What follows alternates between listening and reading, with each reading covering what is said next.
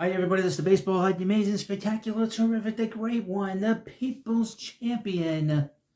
Your host, welcome back to the Baseball Hut. Hopefully you like this video and hit that subscribe button. So we're back here talking about the Mets and really the first base situation, but there was actually an interesting sort of post on X last night on Thursday that was put out by Hector Gomez, and you can see on the side here. And he put this out there. Source: the Blue Jays plan to make a second contract extension offer to Vladimir Guerrero Jr., which will be very close to what the player is looking for. Now, I would mention, if you go in his feed, he said that the Mets, weeks before they signed him, that the Mets were going to sign Juan Soto. So this is a guy that is in the know when it comes to Hispanic players in Major League Baseball. So he has a pretty good feel of what's happening behind the scenes. Now, we know that the Mets have a position open at first base. We know that the Mets are in contract negotiations with Pete Alonso, and supposedly they've stalled. And really the problem isn't the money, it's the years. Originally, at the beginning of this week, it looked like Pete Alonso was looking for 9 years. That was according to Bob Nightingale, and that was quickly refuted. And in fact, Bob Nightingale basically edited that out of his article that he put out on USA Today at the beginning of the week, but he took that out in the middle of the week. And it was refuted that the 9 years, so the Prince Fielder comparison wasn't true, and that was refuted again, like I said, in the previous videos by John Heyman, who's very close with Scott Boras as an agent.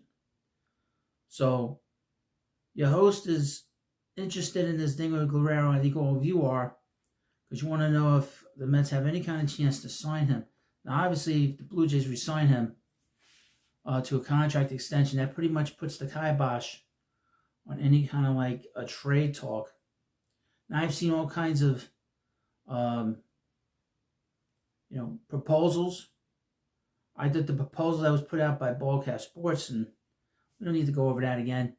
Ballcap Sports said that I thought it was very much underwhelming, the deal, because so many people have told me that Guerrero Jr. is a generational player, and a lot of people have written to me telling me that they can't include Luis Angel Acuna in the deal because he's too good. Well, that doesn't, and I don't think that he's considered generational.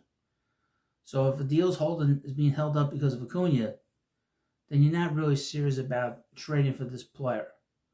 And if he is generational, why doesn't Ballcap Sports, who is a Blue Jays fan, why isn't he asking for more? He's not asking for Jeb Williams. He's not asking for Brandon Sprout. Part of this deal was Tyler McGill, who's middling. You don't ask for Nolan McLean.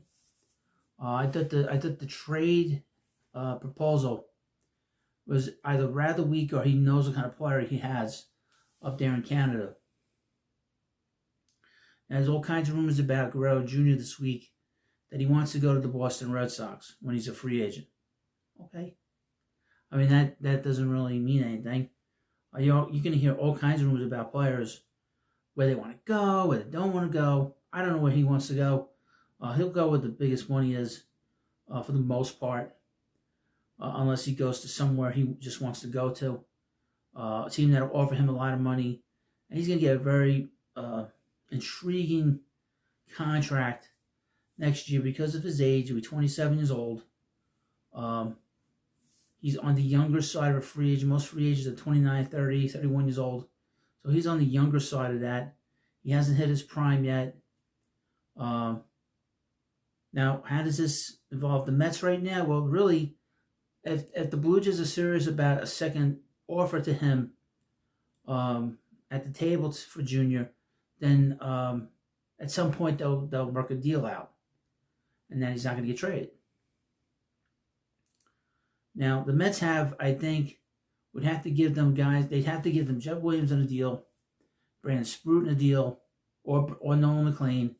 They'd have to give up either Ronnie Mauricio or Luis Angel Acuna because you have to bring in players that are going to be able to play. Okay? And you're going to have to find a shortstop that's going to take over for, or a middle infielder that's going to take over for Bo Bichette, because the word is that Bo Bichette is going to leave the Blue Jays after this season, because he's a free agent too after this year. So he's definitely going to leave, from what I've heard, that he wants to get out of there. Okay, and obviously there's a lot of sort of stability up there in Canada at the moment, politically and culturally. So I think a lot of these players don't want to be there, and that's why they've had a tough time signing people, really since the George Springer days. They're talking about 4 years. They've had a tough time bringing people in, and they've had and they've gone after very big players. They went after Shohei Ohtani. They didn't get him. I didn't think they would get him. They went after Juan Soto. They didn't get him. Obviously, that's got him. But Guerrero Jr., to go back to him, I could see him staying because I don't think. Let's think about the pressure of a team that's in Canada losing another Guerrero. I'm sure that did not help the Montreal Expos losing one of the greatest players of their history of that franchise to free agency, and then the other Canadian team losing the Sun. Okay, that would not go over well. I think that would be a major problem, because obviously after 1994, the Montreal Expos took a major hit when they lost the season to the strike, and obviously Guerrero Sr. leaving after 2003, excuse me, that really put the kibosh on that team. That was the last straw that broke the camel's back. Then after that, they played one more season, and then they were done. Then they moved to Washington. So I don't think that Blue Jays, knowing that legacy, they're not going anywhere. They're going to stay in Toronto. I mean, it's a pretty good baseball town. But I don't think they want to lose a Guerrero. I mean, just think of the pressure there. Do they want to be the second team in that country to lose a Guerrero? I don't think they want to do that. So I think they're going to put another effort into signing this player. But we'll keep an eye on it, obviously. There's so many people interested in it. And again, I'm going to keep doing videos on Guerrero Jr. I'll keep doing videos on him. And you need to subscribe. I know so many people come in and watch. They don't subscribe. You got to subscribe. Because I do videos every day.